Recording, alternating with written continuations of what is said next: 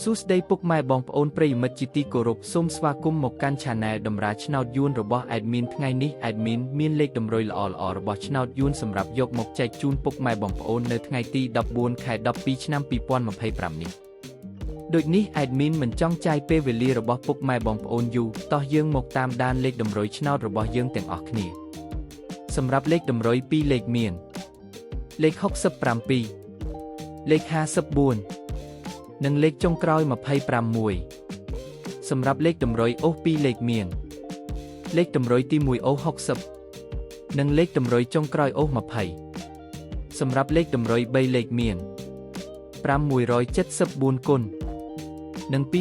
266គុណ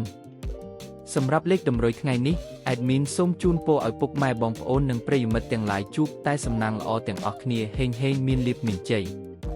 ជាចុងក្រោយសូមកុំភ្លេចជួយចុច Subscribe និង Comment ហើយដាក់សញ្ញារូបកណ្ដឹងដើម្បីជាការផ្ដល់កម្លាំងចិត្តមកកាន់ Admin ជាពិសេសងាយស្រួលតាមដានវីដេអូថ្មីៗនិងលេខតម្រុយល្អៗជាប្រចាំថ្ងៃជាមួយ Admin សូមគោរពលាពុកម៉ែបងប្អូនពី Admin តម្រាឆ្នោតយួនសូមសំណាងល្អទាំងអស់គ្នាសូមអរគុណ